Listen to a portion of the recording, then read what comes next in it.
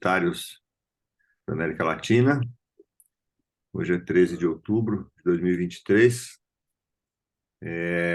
Nós pensamos até em mudar o dia da aula de hoje, né, Pablo? Por causa do meio do feriado, mas nós resolvemos não alterar o nosso calendário inicial, porque hoje já é a penúltima aula do ano. Mês que vem vai ser a última aula, de novembro. E nós temos mais duas reuniões de casos clínicos, então ia ficar muito próximo uma reunião da outra. Então nós decidimos manter a data. Hoje vamos ter a gentileza da apresentação do Dr. Pablo de Nicola, que é geneticista do Serviço de Medicina Genômica do Hospital Beneficência Portuguesa de São Paulo. Ele vai falar de um tema muito interessante, que é a via WNT de sinalização e beta-catenina. É de extrema importância porque está envolvido em muitos processos, né? Neoplásicos de carcinogênese e tem uma função muito importante para manter a fisiologia do nosso corpo, nossa fisiologia celular, né, Pablo? Então, muito obrigado, Pablo, pela preparação da aula, pela gentileza da apresentação. A palavra é sua e vamos aproveitar bastante seu conhecimento hoje. Muito obrigado. Obrigado, doutor Benedito, pela apresentação da aula de hoje. Como você disse, essa é uma aula muito importante, porque ela é uma... Bom, eu gosto muito de falar sobre vias de sinalização, é uma das áreas que eu tenho muito interesse, e essa é uma via muito importante, porque ela está envolvida aí em vários processos carcinogênicos, principalmente câncer coloretal. Então, o Dr. Benedito está aqui, né? Ele estudou, ele é um expert em câncer coloretal, e então vamos falar um pouquinho dessa via de sinalização que é muito importante aí para a compreensão de diversos processos. Muito bem. Então, nós vamos falar aqui de uma via que, a grosso modo, é uma via não muito complexa, aparentemente, mas a partir do momento que a gente vai estudando as proteínas que fazem parte dessa via de sinalização, a gente começa a perceber que não é uma via tão simples assim. Quer dizer, cada proteína dessas que a gente está vendo aí nesse esquema da via WNT beta-catenina, na verdade, envolve diversas outras proteínas, né? Porque as vias de sinalização elas vão se interligando, né? Então, elas vão ativando outras vias, elas vão inativando, né? Silenciando outras vias, quer dizer, então é importante a gente ir escrevendo as vias e como que elas vão se interagindo para que, no final, a célula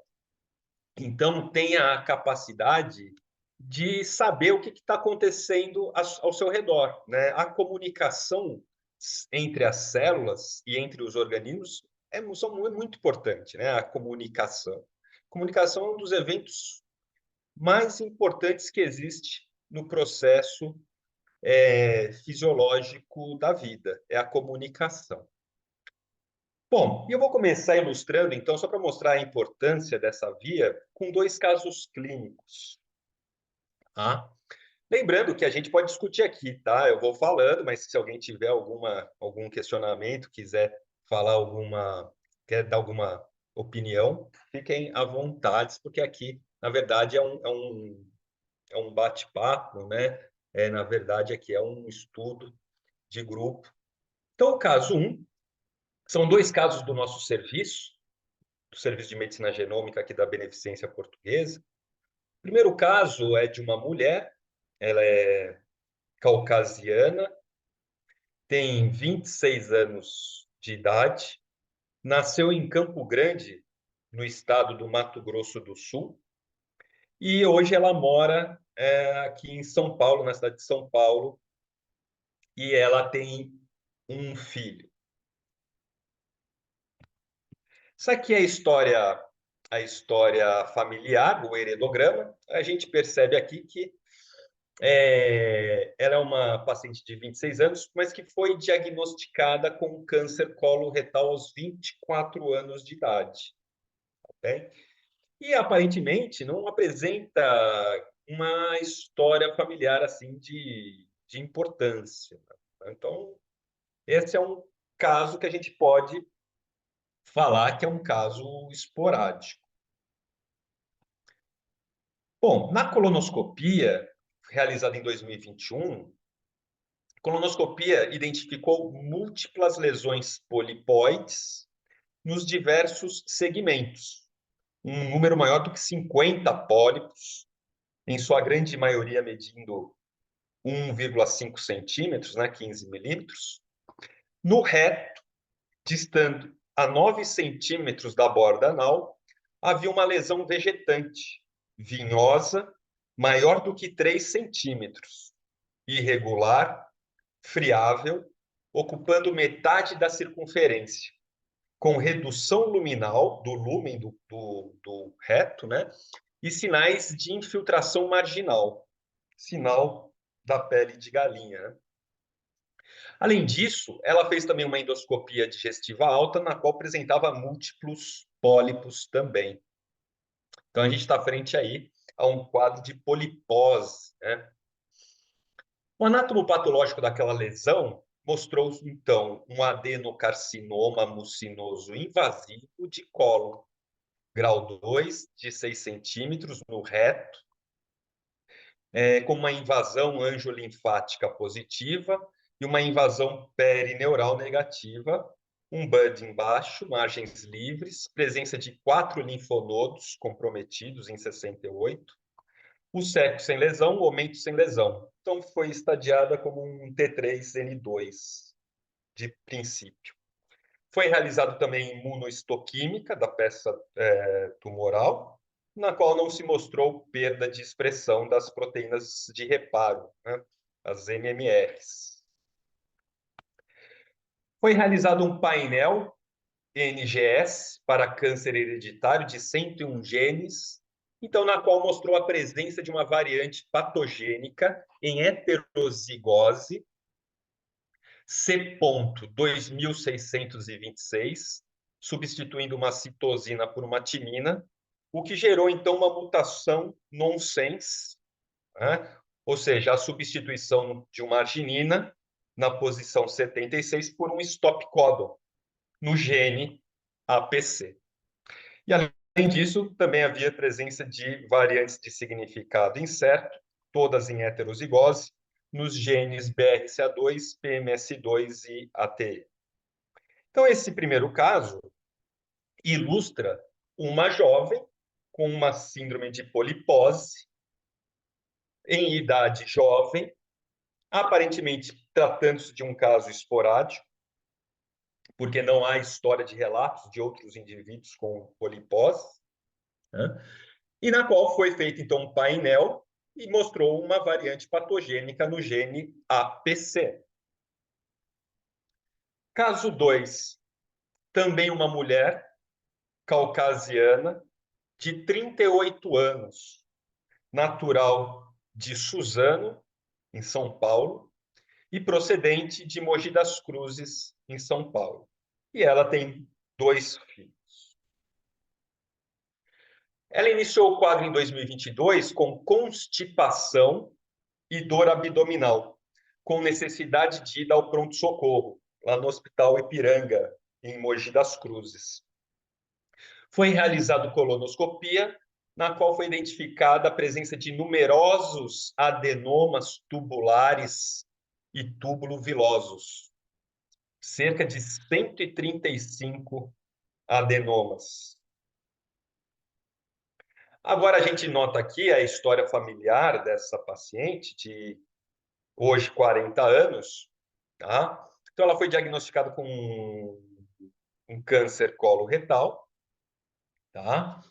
Ela tem uma irmã já falecida, aos 30 anos de idade, por câncer coloretal e diversos pólipos.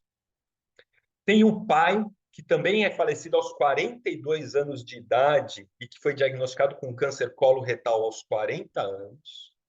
E, além disso, tem um tio paterno que também teve câncer coloretal diagnosticado aos 44 anos. Então, a gente nota aqui agora a presença de uma história familiar e mostrando que essa doença ela é uma doença de início muito precoce e a gente nota como é uma doença que causa uma grande mortalidade nos indivíduos, né? Notem aí o diagnóstico em idade precoce e o falecimento, né, desses indivíduos também em idade precoce.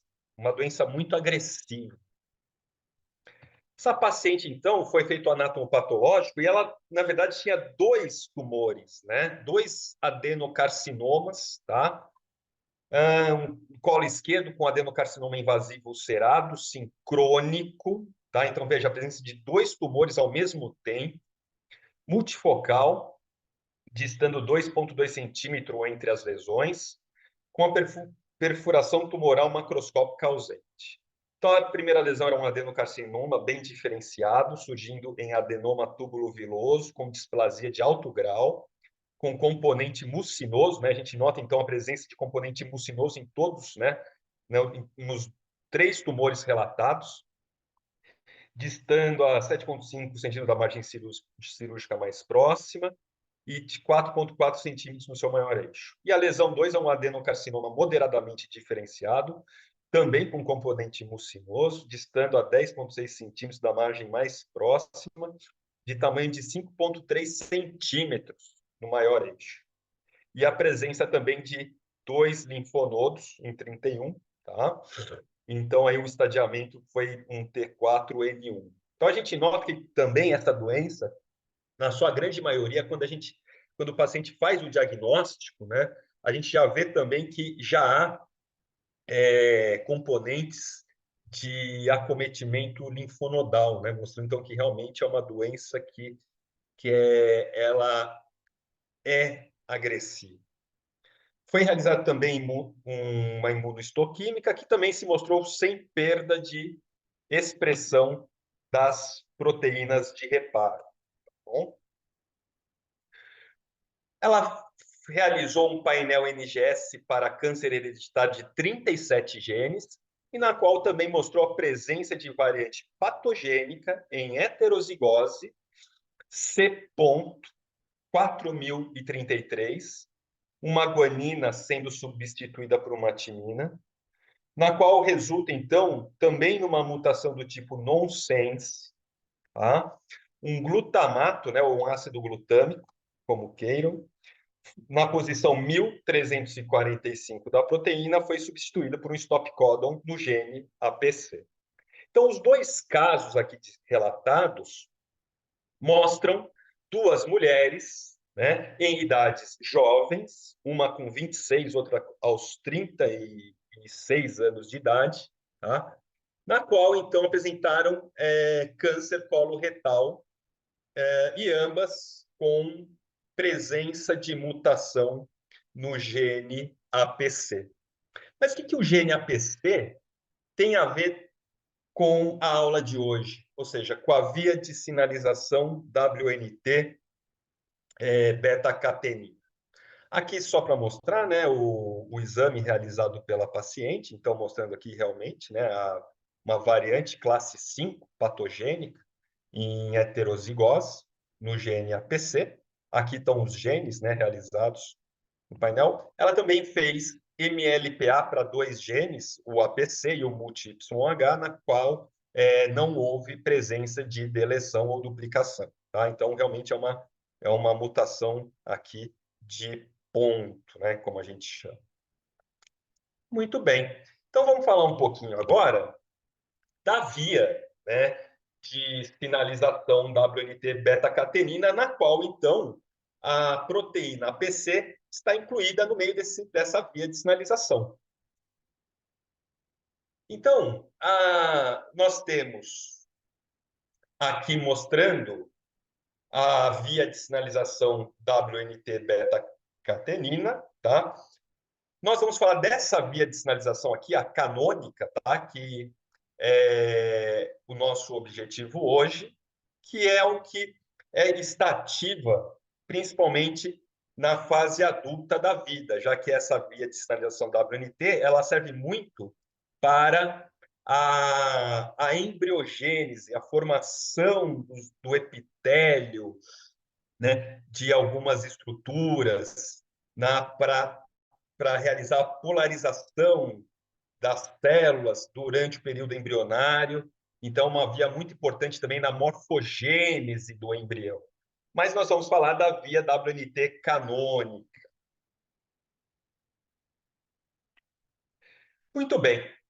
Então, as principais mudanças no comportamento de uma célula, elas tendem a depender principalmente do quê?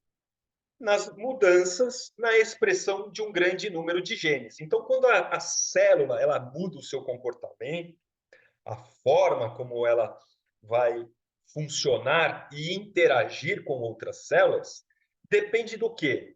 Na mudança da expressão de genes daquela célula. E essa mudança, ela ocorrerá muito em virtude das vias de sinalização, que vão integrar o quê? Aquela célula com o seu meio e com outras células ao seu redor, ok? Desse modo, muitas moléculas de sinalização extracelular exercem seus efeitos, total ou parcialmente, por iniciarem vias de sinalização, que alteram as atividades dos fatores de transcrição e dos reguladores da transcrição, ok? Então, essas vias de sinalização, elas têm como objetivo final o quê? Regular a transcrição para mudar o comportamento da célula. Várias vias de sinalização dependem de proteólise. Então, aqui nós vamos falar a via de sinalização WNT beta-catenina é uma via de sinalização proteolítica. Tá? Ela regula a proteólise de uma, obviamente, proteína intracelular para controlar a localização e a atividade de reguladores de transcrição que estão latentes lá no núcleo, ok? Então, essa via de sinalização, ela funciona como uma via proteolítica. Então, vamos começar falando da primeira proteína, que é a molécula sinalizadora, é a molécula extracelular, ou seja, ela é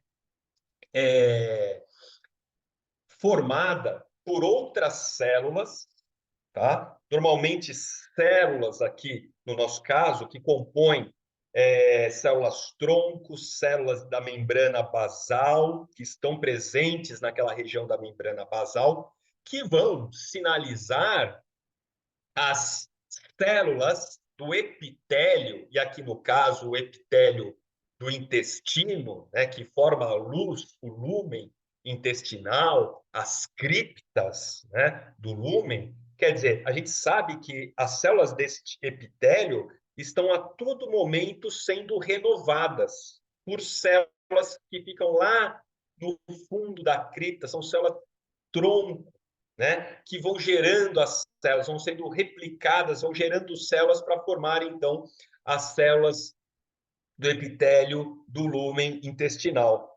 Então, como é que essas células sabem que elas têm que se dividir? Ora, através de sinalização, de comunicação, e uma das vias para isso é justamente a via WNT. Então, a proteína WNT, né, na verdade a gente chama de WNT, tá? Que vem de wingless, porque ela foi descoberta, primeiramente, em drosófilas melanogaster. E aqui essa via é muito interessante, porque essa é uma via de sinalização um pouco mais tardia, né, na evolução. Essa via ela não está presente em bactérias, né? Nem em leveduras. Mas essa via de sinalização, ela evolui, ela aparece, né? Ela surge através do processo evolutivo em seres multicelulares, tá? Porque essa é uma via de sinalização célula a célula. Então, é uma via de sinalização que ela já aparece um pouquinho mais tarde no processo evolutivo, como, por exemplo, quando comparado com proteínas que mantêm a integridade do genoma, como BRCA1, BRCA2, ATM, né? Quer dizer, TP53, quer dizer, então, essa via de sinalização já é uma via de sinalização um pouquinho mais tardia, que ela aparece, então, em organismos multicelulares. Okay? Por quê? Porque essa é uma via pró-oncogênica, né? Uma via de estímulo de divisão celular. Okay? Então, a proteína WNT, ou seja, a proteína Wnt, que vem de wingless, porque ela foi descoberta em moscas, né? Moscas de frutas, Drosophila melanogaster, né?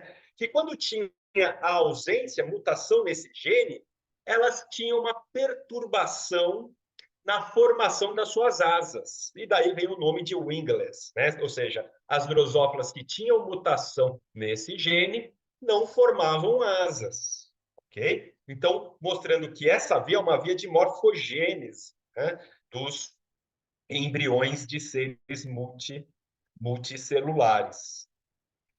Muito bem. E também foi descoberta em camundongos com o nome de Wnt, que vem justamente, né, da palavra Wnt, tá? De wingless, e foi identificado porque promovia o desenvolvimento de tumores de mama em camundongos quando ativado pela integração de um vírus próximo a ele. Tá? Então, quando o vírus infectava as células do camundongo, ok? Principalmente as células da mama, né, das camundongas, né? Elas ativavam, né, elas aumentavam a expressão do gene WNT, o que provocava, então, nos camundongos, o desenvolvimento, o aparecimento de tumores de mama. Tá bom? Muito bem. As vias de sinalização ativadas pelas proteínas WNT, elas desempenham um papel crucial no governo, na governança de vários aspectos do desenvolvimento, incluindo a determinação do destino celular, a padronização de eixos corpóreos no embrião, a migração de células e aqui, obviamente, a proliferação de células, manutenção delas, a sobrevivência delas e regeneração dos tecidos, principalmente dos tecidos epiteliais. E é aqui que você, quando tem um distúrbio dessa via, vai levar ao desenvolvimento de tumores. Essas proteínas são incomuns, como proteínas secretadas, pelo fato de terem uma cadeia de ácido graxo ligadas covalentemente à sua extremidade N-terminal. Então, essas proteínas que são secretadas, as WNTs, né, as WIMPs, elas diferem um pouquinho da maioria dos sinalizadores, porque elas são lipoproteínas. Tá? Então, é uma proteína que tem ligado covalentemente a ela, na sua extremidade N-terminal, uma molécula de ácido graxo. Tá? O que faz, então, que aumente a sua afinidade à superfície da célula, já lembrando que a superfície da célula é uma camada de gordura, né? É uma membrana bilipídica. Existem 19 WINTs em humanos, cada uma com funções distintas, mas frequentemente sobrepostas. Então, a gente está falando aqui de uma multidisciplinaridade de proteínas que vão agir em diversos receptores, tá? Que vão interagir entre eles. Então, são vias, ao final das contas, muito complexas, porque, na verdade, dependendo da proteína Wnt, dependendo do receptor, você vai ter nuances nas respostas celulares. Tá? A via, então, WNT-beta-catenina, ela se inicia com a ligação da proteína Wnt aos receptores de superfície celular da família Friesland, que são proteínas transmembranas, ou seja, tem uma porção extracelular, transmembrana e intracelular, de 7 passagens, cuja estrutura lembra a dos receptores acoplados à proteína G, que também são proteínas transmembranas de 7 passagens, mas que, em geral, elas não atuam por meio da ativação de proteína G. Tá? Então, elas lembram as proteínas, os receptores acoplados à proteína G, mas elas não funcionam com proteína G. Então, os receptores Friesland, que em inglês quer dizer encrespado, porque também esses receptores foram descobertos em drosófilas, né? As proteínas transmembranas de 7 passagens, elas representam a maior das diversas famílias de receptores de membrana plasmática. Lembra um outro tipo, que a gente até fez uma aula sobre um outro tipo muito importante de receptores de membrana plasmática, que são os receptores do tipo tirosina quinase, né? Uma outra família importante de receptores são justamente esses receptores acoplados à proteína G de 7 passagens. E veja só como elas são importantes. Elas compreendem mais de 1000 genes, tá, do nosso genoma e regulam praticamente todos os processos fisiológicos conhecidos em mamíferos. Ok? Existe um domínio nesses receptores rico em cisteínas, chamada de CRDs, que é um domínio extracelular, na qual os Wnt se ligam aos receptores Friesland. E é seguido pela região, então, ligante, e depois pelos 7 domínios transmembranares. E o receptor tem um domínio intracelular, C-terminal, que é um domínio rico em um motivo, tá, que tem esses 6, né, aminoácidos, né? A lisina, o triptofano, esses 3 aminoácidos aqui, que pode ser qualquer um, né? E o último aminoácido W, como mostra aqui a nossa figura. Então, aqui está o receptor Friesland, é um receptor de transmembrana de 7 passagens. Tá? Você tem a porção extracelular, que é um domínio rico em cisteína, na qual a proteína Wnt vai se ligar, vai reconhecer. Nós temos um domínio de ligação aqui entre o domínio rico em cisteína e o domínio de 7 passagens. E, por último, um domínio rico em 6 aminoácidos, tá? Que é esse domínio C, que fica na região C-terminal da proteína, que é o domínio intracelular. Tá bom? Note que esses 7 domínios transmembranas vão formar alças. 3 alças extracelulares e 3 alças intracelulares. Isso é muito importante porque é a segunda proteína que vai atuar nessa via de sinalização irá se ligar tanto a essa terceira alça intracelular quanto a esse domínio rico, né, esse domínio rico em aminoácidos conservados, tá? Através dos seus domínios. Muito bem. Então, essa segunda proteína, tá? Chamada de Dischefeld,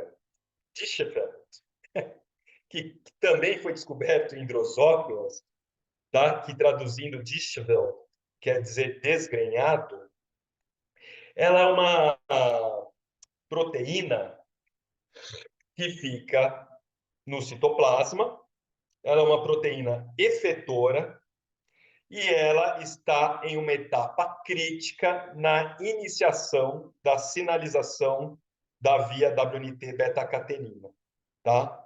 Dishevel humano codifica a proteína DVL1, que contém 695 resíduos de aminoácidos e tem um tamanho de 75 kilodaltons. Ela é composta por 3 domínios, tá?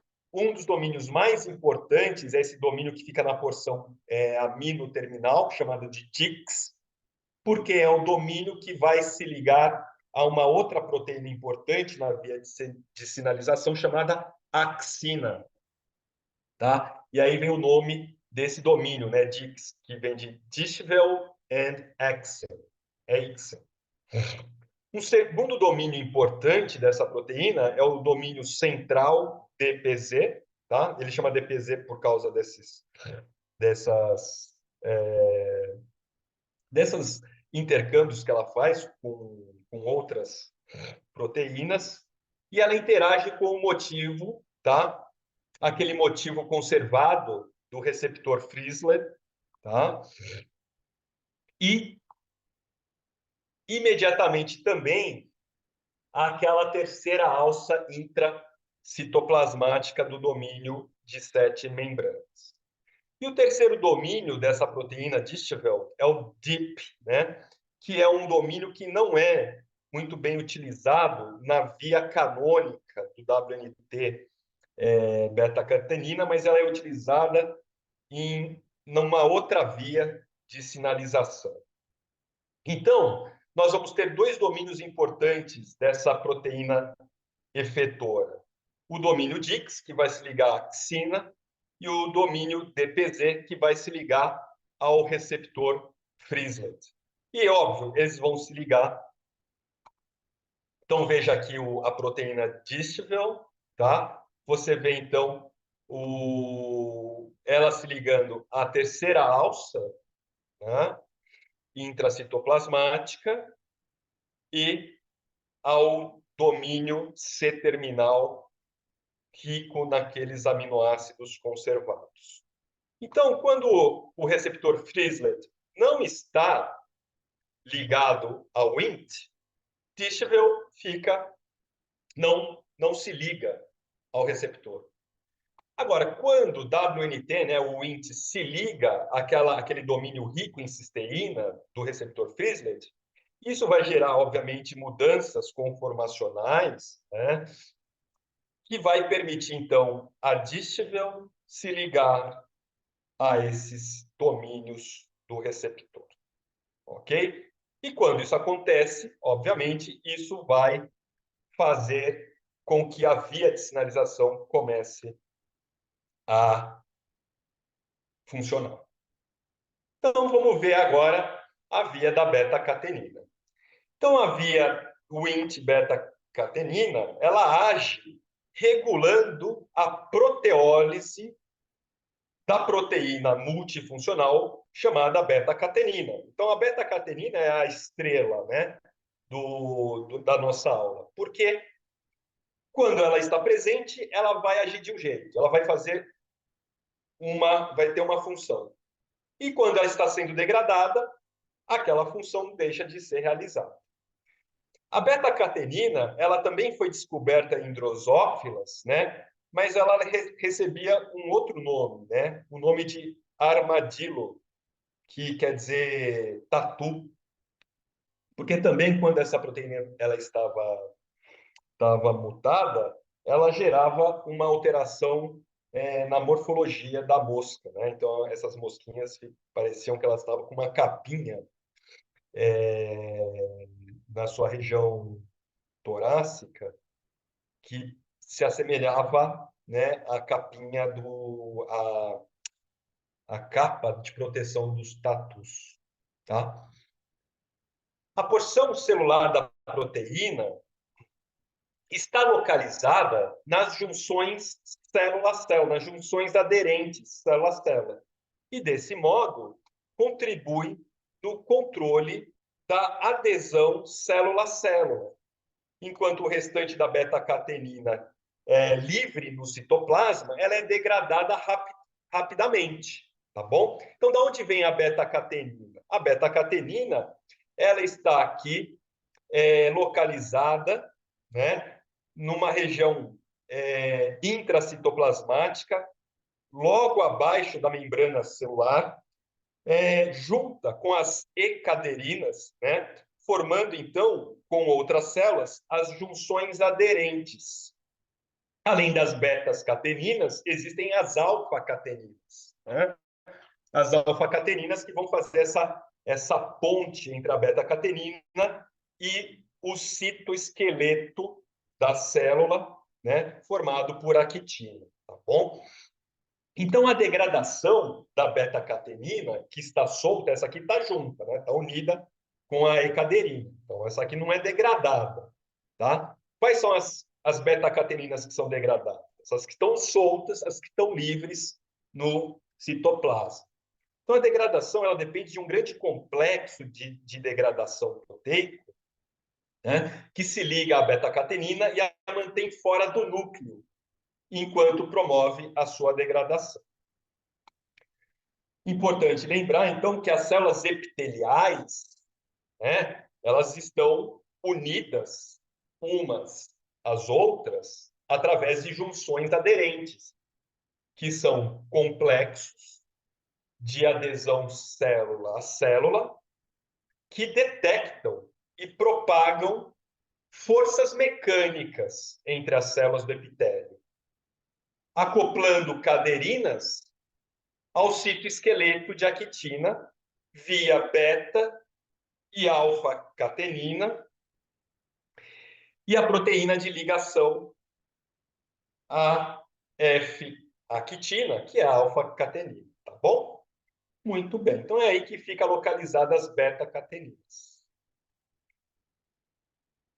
O que é o complexo de destruição da beta-catenina? O complexo de destruição ela é formada por 4 proteínas.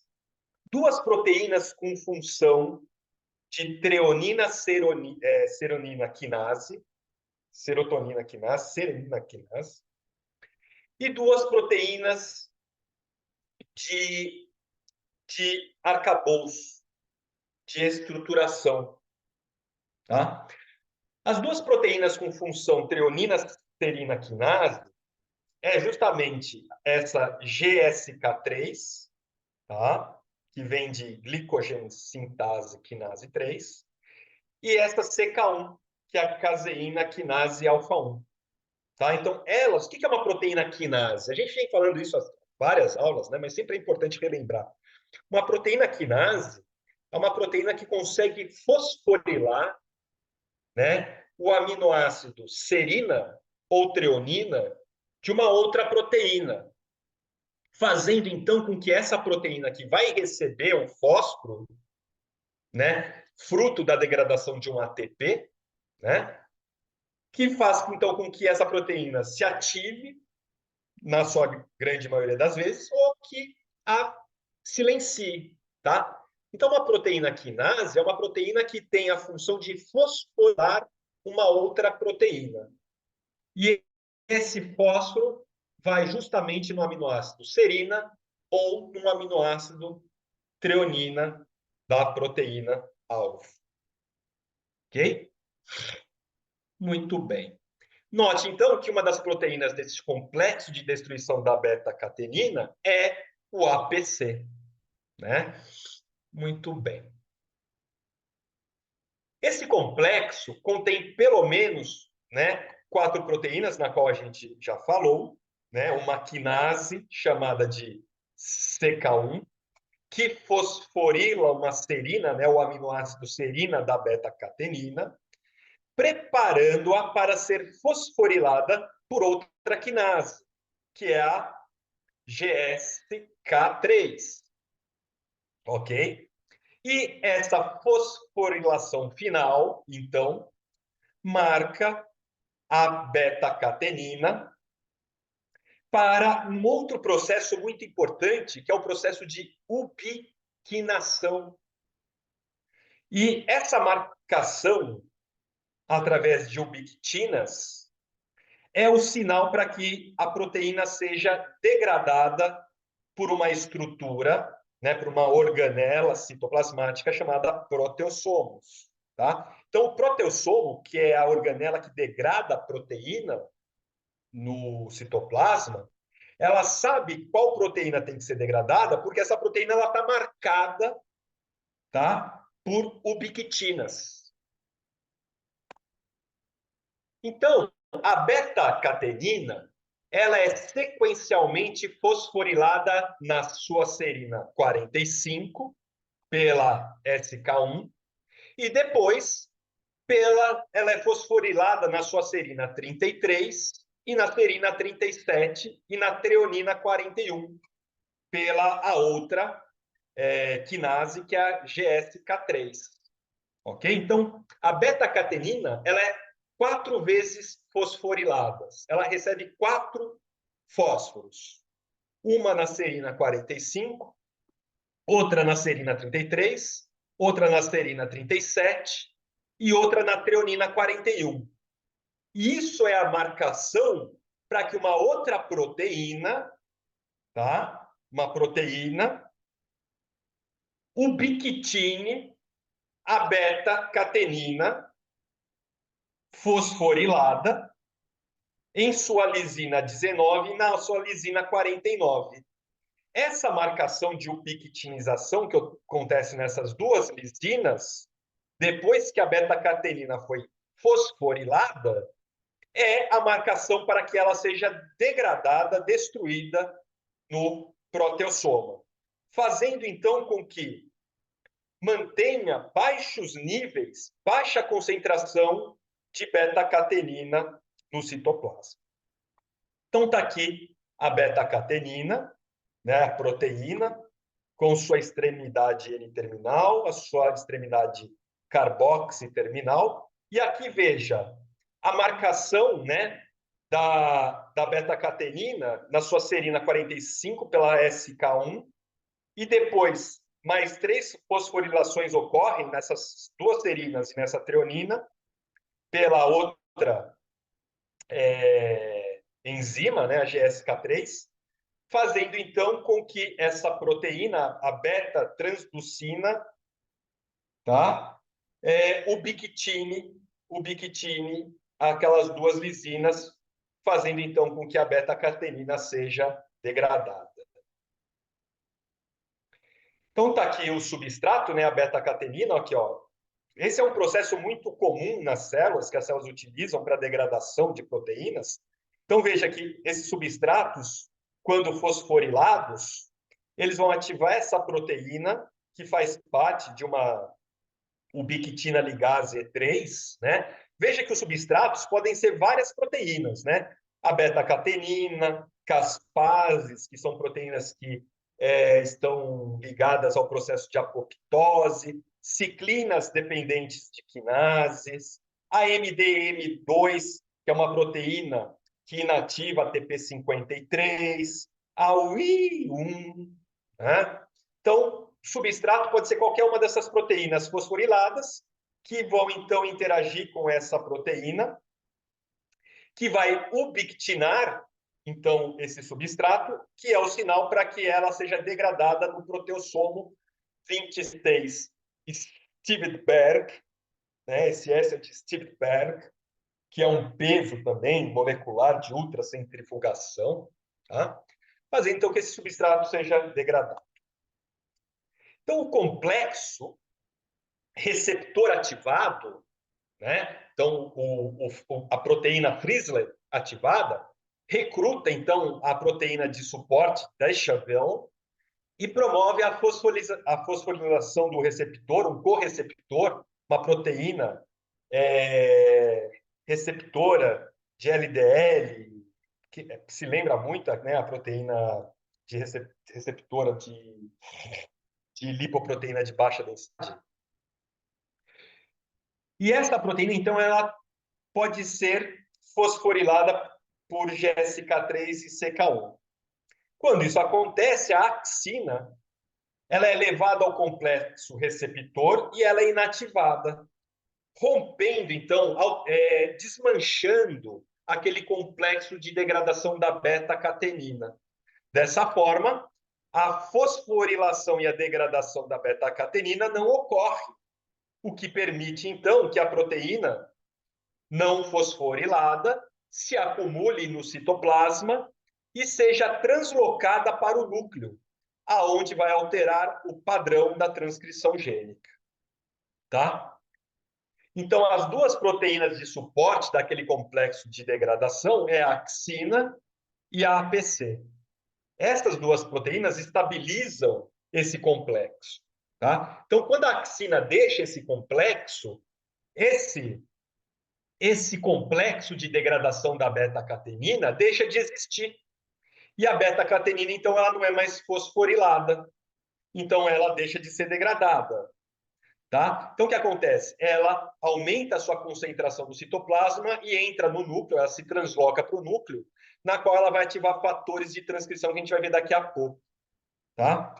Isso tudo ocorre por quê? Porque quando o Wnt se liga ao receptor Frislet, ela ativa a proteína Descheville, que chama a axina, tá? Rompendo esse complexo de degradação. Bom, mas a estrela da aula é a PC, né? A proteína PC, que é a abreviação de Adenomatous polyposis coli, né? Ou seja, polipose adenomatosa no colo, tá? Ele é um gene supressor de tumor do tipo gatekeeper, né? Ele está localizado no cromossomo 5, no braço longo, região 2, banda 2, subbanda 2. É um gene que contém 8.535 pares de base, 21 exons, e forma uma proteína do mesmo nome, com 2.843 aminoácidos, com um peso molecular de 300 kilodaltons. Quando alterado, essa proteína causa uma doença chamada polipose adenomatosa familiar, né? Com um registro no homem sob o número de 175.100. É uma doença de herança autossômica dominante, de penetrância completa, 100%, uma incidência de 1 para cada 8.000 indivíduos, sendo que 25% das variantes germinativas são causadas por mutação nova, sendo que 75% são herdadas. Uma observação muito importante é que mutações somáticas no gene APC ocorrem em aproximadamente 80% dos tumores coloretais esporádicos. A maioria, 95% das mutações, elas são sem sentido, nonsense, que é o que a gente viu nos nossos dois casos, né? Os dois casos são mutações sem sentido, que geram stop codon, ou por frame shift, e ambas resultam em proteínas truncadas. Quase todas as mutações ocorrem, né, na primeira metade da sequência de codificação, ou seja, na primeira metade do gene. O exon 15 compreende mais de 75% da sequência de codificação do APC, e lá é onde se encontra a maioria das mutações germinativas e somáticas, é no exon 15. E ele é o maior exon. As mutações germinativas mais comuns ocorrem nos códons 1061 e 1309, que entre eles correspondem por 1/3 de todas as mutações germinativas. Existe uma mutação fundadora missense, do tipo missense, que é a I1307K, ou seja, uma isoleucina por uma lisina, principalmente na população asquenase. E a localização das mutações germinativas tende a se correlacionar com o número de pólipos coloretais em paciente com FAP, o que a gente chama de correlação genótipo-fenótipo. A proteína APC é parte integrante do mecanismo de sinalização Wnt, mas também desempenha um papel na adesão célula-célula, na estabilidade do citoesqueleto dos microtúbulos e na regulação do ciclo celular, e possivelmente também na apoptose. A proteína APC tem 6 domínios. O domínio de oligomerização, um domínio armadilo, 2 domínios centrais na porção central, que é os domínios de 15 e 20 aminoácidos repeats, um domínio basic, um domínio de sítios de ligação para uma outra proteína, a EB1, e o domínio mais C-terminal, que é o domínio HDLG. Então, estão aqui os domínios, né? O domínio de dimerização é por onde os APCs vão se ligar, né? Então, a outra molécula de APC liga com a outra molécula de APC através do domínio de dimerização. O domínio armadilho é onde a axina se liga, né? Os domínios do tipo 15 e 20, que são esses aqui, ó, 15 e 20, esses domínios, é o domínio na qual a beta-catenina se liga, tá? E depois a gente tem outros domínios envolvidos em outras funções de APC, como regulação, por exemplo, dos microtúbulos, quando vai ocorrer a disjunção dos cromossomos homólogos durante uma mitose. A gente vê aqui, então, uma relação, a correlação genótipo-fenótipo, tá? Então, quando eu tenho mutações em azul claro, que pegam essas regiões em azul claro, eu tenho uma FAP atenuada. Quando eu tenho mutações que pegam essas regiões mais salmão, né, de coloração salmão, vão gerar uma FAP clássica. Quando eu pego nessa região em vermelho, né, em roxa, eu vou ter uma FAP grave.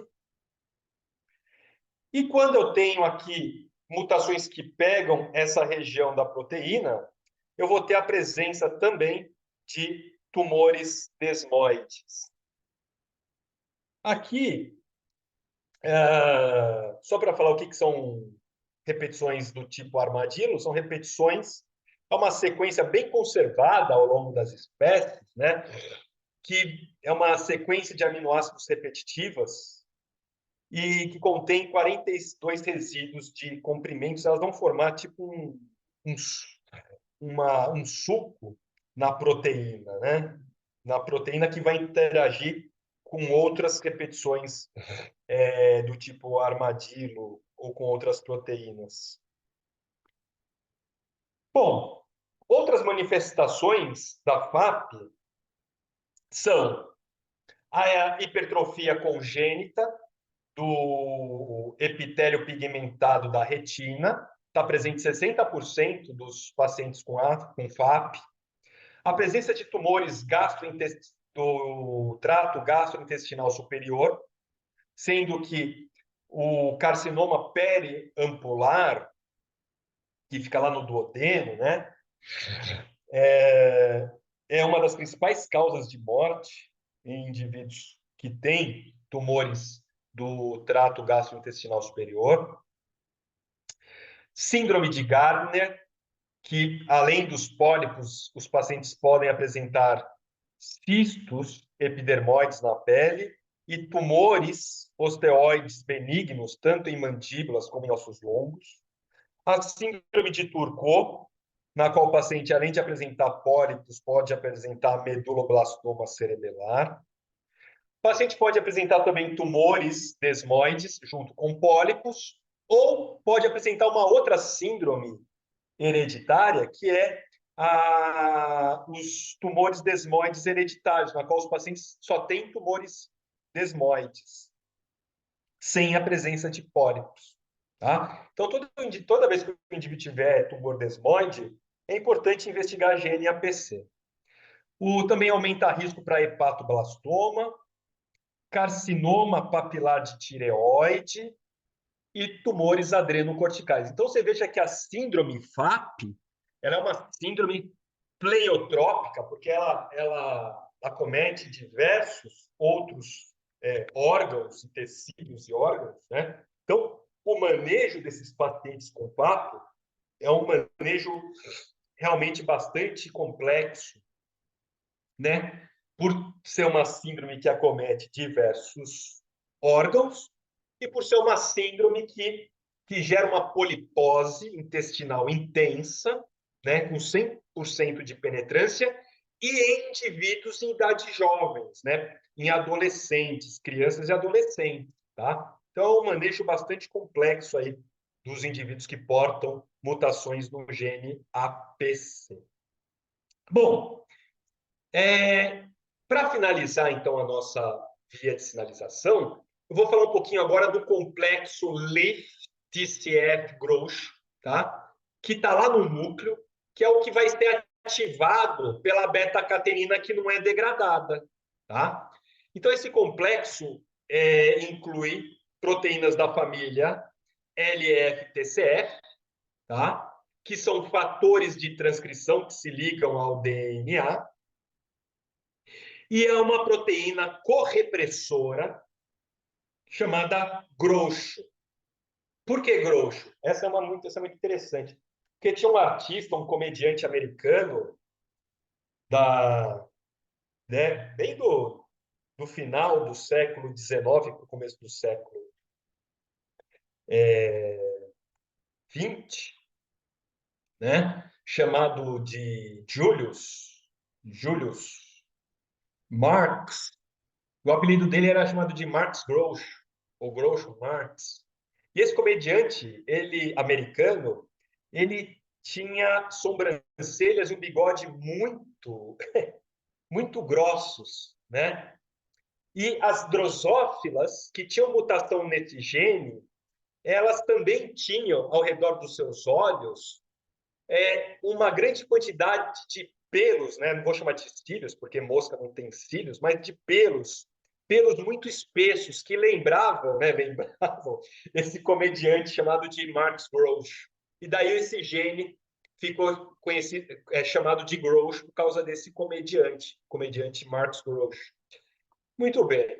Bom, então o que acontece? A beta-catenina ela entra no núcleo, a beta-catenina não degradada entra no núcleo, né? Um processo de translocação pelos neuróporos, né? Os nucleóporos do núcleo, esporos nucleares, tá? E então, o que acontece? Ela vai deslocar essa proteína repressora, o GROUCH, e vai se ligar a essas duas proteínas, a esses dois fatores de transcrição. Então, desse jeito, a beta-catenina ela funciona como um coativador, induzindo a transcrição dos genes alvo do WNT. Olha aqui, então. Então, a beta-catenina que não é degradada, já que a via WNT está ligada, né? Ela entra no núcleo, ela retira, né? Ela tira essa proteína repressora de transcrição, o GROUCH, e se liga a esses dois fatores de transcrição, que é o LEF1 e o TCF. Ok? Muito bem. Então, o GROUCH, ele media a repressão através de interações, tá? Com uma série de proteínas repressoras de ligação DNA para silenciar genes, ok? Sendo que uma desses genes estão na via Wnt. Bom, eu não vou me estender muito, tá? Nesse processo todo, ok? Mas o importante é saber o quê? Que quando um dos genes que é ativo por esses fatores de transcrição ligados à beta-catenina é o gene MYC, tá? O gene MYC, ele é um oncogene, e ele controla a expressão global e regula a proliferação celular, diferenciação celular, ciclo celular, metabolismo e apoptose. E o MYC está desregulado em aproximadamente 70% de todos os tumores humanos. E fortes evidências implicam o MYC expresso de forma aberrante, tanto na iniciação quanto na manutenção do tumor. Então, qual que é o gene-alvo da via WNT, né, da Wnt beta-catenina? É o gene MYC, na qual ele então interfere numa série de comportamentos celulares, tá? Muito bem. Olha, na mosca, hein? 15. Muito obrigado pela aula de hoje. Oi, Pablo. Eu que agradeço, excelente aula. Foi exatamente 1 hora certinho, né? Parabéns. Deu uma comprimida. A gente podia ficar falando aqui a tarde inteira sobre essa via, é muito interessante, né? Essa é uma via fantástica, né?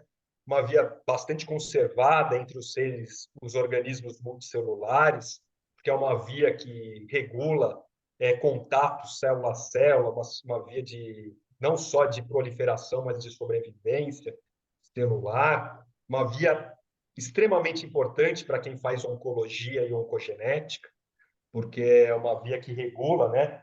Como eu falei aqui, é uma via que está presente em 70% dos tumores, né, humanos, tá? Então, então, cada proteína dessa é uma aula, né? Mas eu tentei aqui dar uma resumida nessa via, que parece simples, mas não é, tá? Na qual o gene APC, da polipose adenomatosa familiar, está envolvido, tá? Então, eu espero que vocês tenham gostado aí. Estamos abertos agora às dúvidas, a quem quiser perguntar. Não, muito legal. Eu acho que a gente sabe que a simplicidade é complexa, né? Eu acho que esse é um conceito que eu procuro seguir. Você ser simples não é fácil, né? Então, é uma via que aparentemente é simples, como você falou, mas conforme você vai aprofundando em cada etapa, em cada proteína, é, em cada possibilidade de correlacionamento com outras proteínas e atividades, você vai vendo que não é bem assim, né? Então, só uma curiosidade, o GNPC foi descrito em 1991, né?